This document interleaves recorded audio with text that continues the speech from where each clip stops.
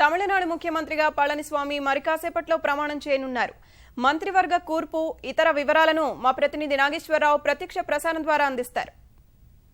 శాసనసభాపక్ష నేతగా ఎంపికైన ఎడప్పాడి పళనిస్వామి మరికొద్దిసేపట్లో రాజ్భవన్లో ప్రమాణ స్వీకారం చేయబోతున్నారు. ప్రమాణ స్వీకార కార్యక్రమానికి రాజ్భవన్లో సర్వం సిద్ధమైంది. ప్రస్తుతం చూసినట్లయితే మంత్రులుగా ఎంపికైనటువంటి వారు ఎమ్మెల్యేలు అందరూ కూడా రాజ్భవన్లోకి వెళ్తూ ఉండడం మనం చూస్తున్నాం. వాహనాలన్నీ కూడా లోపలికి ప్రవేశిస్తున్నాయి. ఇప్పటికే దాదాపుగా 50 మందికి పైగా ఎమ్మెల్యేలు అందరూ కూడా రాజ్భవన్కి చేరుకున్నారు.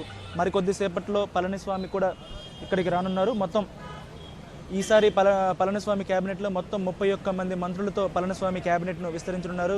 31 మంది మంత్రులు కూడా ఇప్పుడు క్యాబినెట్లో ప్రమాణ స్వీకారం చేయబోతున్నారు. ప్రస్తుతం ఇప్పటికే ఉన్నటువంటి ప్రభుత్వంలో మంత్రులుగా ఉన్న వారిని ఎక్కువ మందిని కొనసాగించారు. ఈసారి మంత్రివర్గంలో పెద్దగా మార్పులేమీ చేపట్టలేదు. కేవలం అన్నాడీఎంకే పార్టీ ప్రిసీడియం చైర్మన్గా ఎంపికైనటువంటి సెంగోటియన్కు మంత్రి పదవి లభించింది. ఆయనకు కీలకమైనటువంటి ఆర్థిక శాఖ, ఉన్నత విద్యాశాఖ లభించింది.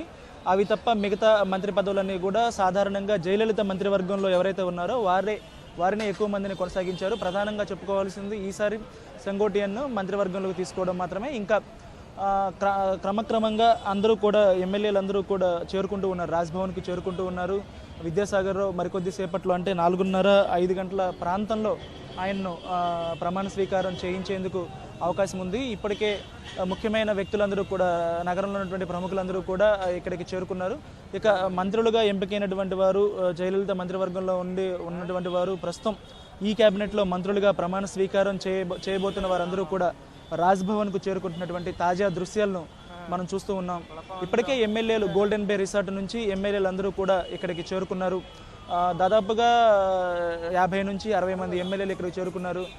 ఇవాళ మధ్యాహ్నం సమయంలో పళనిస్వామి శాసనసభాపక్ష నేతగా ఎంపికైనటువంటి పళనిస్వామి గవర్నర్తో సమావేశం అయిన తర్వాత ఆయనను ప్రభుత్వ ఏర్పాటుకు గవర్నర్ విద్యాసాగర్రావు ఆహ్వానించారు. దాదాపు 12 రోజులుగా ఈ రాజకీయ సంక్షోభం అంతా కూడా కొనసాగుతూ ఉంది. తమిళనాడులో రాష్ట్రంలో 12 రోజుల నుంచి కొనసాగుతున్నటువంటి రాజకీయ సంక్షోభానికి ముగింపు పలికే దిశగా గవర్నర్ ఇవాళ నిర్ణయం తీసుకున్నారు. మొత్తం మీద అన్నాడీఎంకే ప్రధాన కార్యదర్శిగా ఉన్నటువంటి శశికళ ముఖ్యమంత్రిగా పదవి చేపట్టడానికి చేసిన ప్రయత్నాలతోటి తమిళనాడులో రాజకీయ సంక్షోభం తలెత్తింది. అప్పటి వరకు ముఖ్యమంత్రిగా ఉన్నటువంటి, ప్రస్తుతం ఆపద్ధర్మ ముఖ్యమంత్రిగా ఉన్నటువంటి ఓ పన్నీర్ సెల్వంను తప్పించి ఆమె ముఖ్యమంత్రిగా కావడానికి ప్రయత్నం చేయడంతో ఈ సమస్య తలెత్తింది. దాంతో ఆమెను ముఖ్యమంత్రిగా మొదట అంగీకరించినప్పటికీ పన్నీర్ సెల్వం ఆ తర్వాత తిరుగుబాటు జెండా ఎగరవేయడం, తిరుగుబాటు లేవనెత్తడంతో రాష్ట్రంలో రాజకీయ సంక్షోభం తలెత్తింది.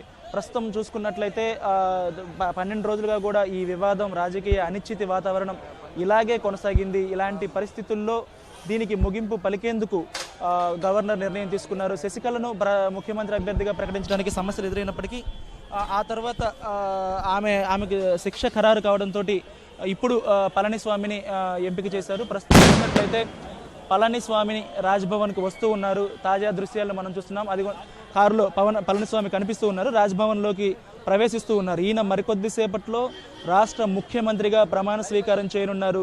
అన్నాడీఎంకే అధికారంలోకి వచ్చిన తర్వాత మూడో ముఖ్యమంత్రిగా, ఈ 2 ఏళ్లలోనే మూడో ముఖ్యమంత్రిగా ప్రమాణ స్వీకారం చేయబోతున్నారు. ఏడాది వ్యవధిలోనే మూడో ముఖ్యమంత్రిగా ప్రమాణ స్వీకారం చేయబోతున్నారు. మొత్తం మీద చూసినట్లయితే జయలలితతో కలిపి మొత్తం నలుగురు ముఖ్యమంత్రుల పేర్లు ప్రతిపాదన దశలోకి వచ్చాయి. ఈ తమిళనాడు రాజకీయాల్లో ఇదొక సంక్లిష్టమైనటువంటి పరిణామం, సంక్లిష్టమైన దశగా మనం భావించవచ్చు. జయలలిత మరణం తర్వాత ఇలాంటి పరిస్థితి తలెత్తింది. ప్రస్తుతం మంత్రులుగా ఎంపికైనటువంటి వారు, మంత్రులుగా ప్రమాణ స్వీకారం చేసినటువంటి వారందరూ కూడా రాజ్భవన్లోకి ప్రవేశిస్తున్నటువంటి దృశ్యాలు మనం చూస్తూ ఉన్నాం. బయట అన్నాడీఎంకే కార్యకర్తలు, శశికళ వర్గీయులందరూ కూడా సంబరాలు జరుపుకుంటున్నారు. బాణాసంచా పేల్చి సంబరాలు జరుపుకుంటూ ఉన్నారు. ఇంకా కొంతమంది నేతలు బయట నుంచి వాహనాల్లో వస్తూ ఉన్నారు. మొత్తం 31 మంది మంత్రులను ఈసారి క్యాబినెట్లో ఎంపిక చేశారు. కేవలం 5-6 మంత్రులతో క్యాబినెట్ విస్తరణ ఉంటుంది, ప్రమాణ స్వీకారం జరుగుతుందని భావించినప్పటికీ కూడా ఎలాంటి ఇబ్బందులకు, అవాంతరాలకు తావివ్వకూడదన్నటువంటి ఉద్దేశంతో మొత్తం మంత్రివర్గ విస్తరణను కూడా మొదటిసారి పూర్తి చేసినట్లుగా అర్థమవుతుంది. మంత్రివర్గ విస్తరణ అంతా కూడా ఇప్పుడే పూర్తి చేసినట్లుగా అర్థమవుతుంది. మంత్రులుగా ఎంపికైన వారందరూ కూడా వెళుతున్నటువంటి దృశ్యాలు, అందరూ కూడా అభివాదాలు చేసుకుంటూ వెళ్తున్నటువంటి దృశ్యాలు మనం తాజా దృశ్యాల్లో చూస్తూ ఉన్నాం. ఇంకా కొద్దిసేపట్లో ప్రమాణ స్వీకారానికి అక్కడ ఏర్పాట్లన్నీ కూడా కొనసాగుతూ ఉన్నాయి. ఇప్పటికే తమిళనాడుకు సంబంధించిన ప్రముఖులందరికీ కూడా ఆహ్వానాలు వెళ్ళాయి. ప్రధాన న్యాయమూర్తికి, హైకోర్టు ప్రధాన న్యాయమూర్తికి, అలాగే రాష్ట్ర డీజీపీకి, ఇతర ముఖ్యులకు, నగరంలో ఉన్నటువంటి ఇతర ప్రముఖులకు, త్రివిధ అలాగే నేవీకి సంబంధించిన వారు, ఆర్మీకి సంబంధించినటువంటి ముఖ్యులకు కూడా వారి వాహనాలు కూడా లోపలికి వెళ్ళడం చూసా వీరికి కూడా ఆహ్వానాలు వెళ్ళినట్లుగా అర్థమవుతూ ఉంది. ఇంకొద్దిసేపట్లో దీనికి సంబంధించినటువంటి ప్రమాణ స్వీకార కార్యక్రమం కూడా జరుగుతుంది. ఇక ఇప్పటి వరకు ఆపద్ధర్మ ముఖ్యమంత్రిగా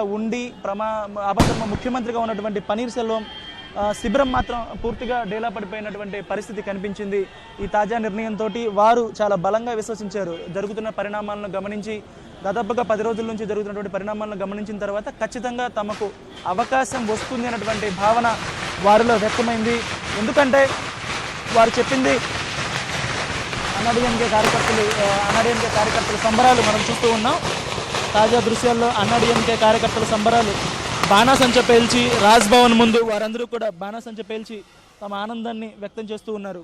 ఇక పన్నీర్ సెల్వం క్యాంపు తాజా రాజకీయ పరిణామాల తర్వాత పన్నీర్ సెల్వం క్యాంపు సమావేశమైంది. వారి వెంట ఉన్నటువంటి మంత్రి పాండ్యరాజన్తో పాటు ముఖ్యమైన నేతలు, ఎంపీలుగా ఉన్నటువంటి వారు, కొంతమంది ఎమ్మెల్యేలు, మొత్తం 11 మంది ఎమ్మెల్యేలు పన్నీర్ సెల్వంకు మద్దతు ఇచ్చారు. వీరందరూ కూడా సమావేశమైన తర్వాత తాము న్యాయం కోసం పోరాడతామని ప్రకటించారు. న్యాయం కోసం మాత్రమే నిలబడతాము, పార్టీలో జరుగుతున్నటువంటి పరిణామాలను గమనిస్తున్నాము, న్యాయం కోసం పోరాడతాం. ఒక వ్యక్తి చేతిలోకి అన్నాడీఎంకే పార్టీ వెళ్ళడానికి ఏమాత్రం కూడా అంగీకరించమని చెప్పారు. వారి తదుపరి కార్యాచరణ ఏ విధంగా ఉంటుందనేది కూడా చూడాల్సి ఉంది. ఎందుకంటే పన్నీర్ సెల్వం క్యాంపు కానీ ఆయనకు మద్దతిస్తున్నటువంటి వ్యక్తులు కానీ చెప్పిన దాన్ని బట్టి వారు ప్రజల్లోకి వెళ్ళే అవకాశం కనిపిస్తూ ఉంది. ఎందుకంటే పార్టీ మొత్తాన్ని కూడా శశికళ తన ఆధీనంలోకి తీసుకుంది, తన చెప్పు చేతుల్లోకి తీసుకుంది, తను నిర్ణయించిన వారే పార్టీలోకి వెళ్తున్నారు. జయలలిత ఎవరినైతే పార్టీ నుంచి బహిష్కరించిందో వారిని తిరిగి పార్టీలోకి తీసుకురావడం, తాను ఎలాంటి రాజకీయ పదవులు అనుభవించనని చెప్పి ముఖ్యమంత్రి పదవిని చేపట్టాలనుకోవడం, ఇలాంటి ఘటనలన్నిటినీ కూడా వారు ప్రజల్లోకి తీసుకెళ్లాలని భావిస్తూ ఉన్నారు. దాంతోపాటు 15 రోజులు సమయం ఉంది కాబట్టి, విశ్వాస పరీక్షకు 15 రోజులు సమయం ఉంది కాబట్టి ఏమైనా జరగవచ్చు. ఒకవేళ విశ్వాస పరీక్ష జరిగే సమయంలో పోటీ పడితే కనుక తమకు కూడా మద్దతు దక్కొచ్చు అనేటువంటి అభిప్రాయంతో కూడా వారు వ్యూహరచన చేస్తున్నారు. ప్రస్తుతానికైతే వారంతా కూడా ప్రజల్లోకి ఈ విషయాన్ని తీసుకువెళ్ళాలి అనేటువంటి నిర్ణయంతో ఉన్నట్లుగా అర్థమవుతుంది. ఇకపోతే మద్రాసు హైకోర్టులో దీనికి సంబంధించి ఇవాళ ఈయన ప్రమాణ స్వీకారానికి సంబంధించి, పళనిస్వామి ప్రమాణ స్వీకారానికి సంబంధించినటువంటి పిటిషన్ దాఖలైంది. ఒకప్పుడు జయలలితతో ఉన్నటువంటి వ్యక్తిగత న్యాయవాదిగా ఉన్నటువంటి జ్యోతి దీనికి సంబంధించి పిటిషన్ దాఖలు చేశారు.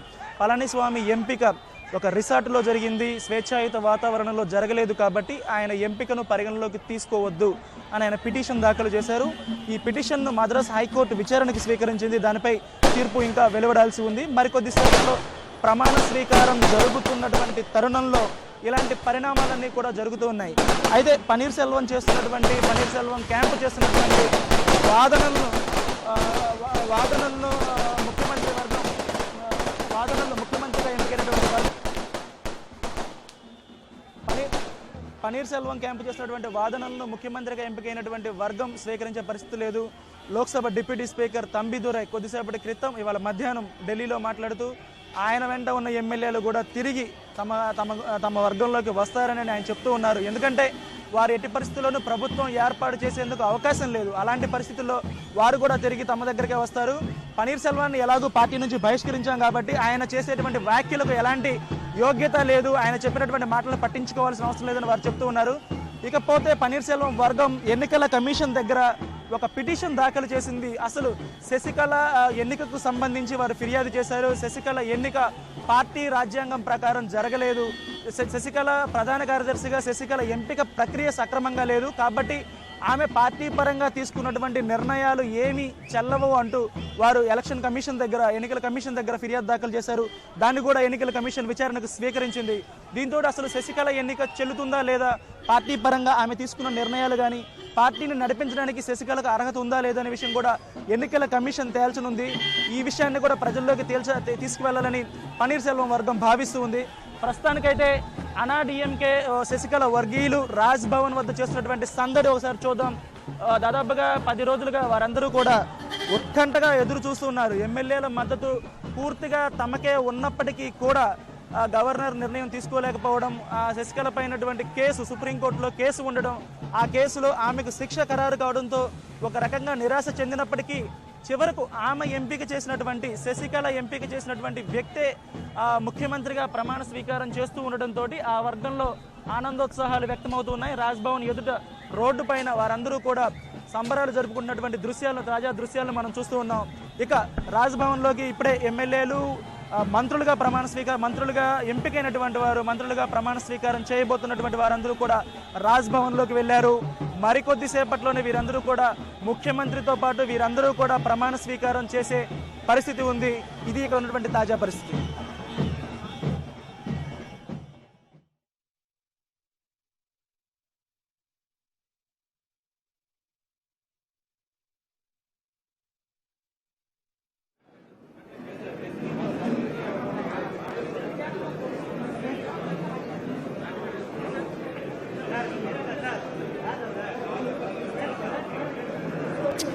చెయ్యి చెయ్యి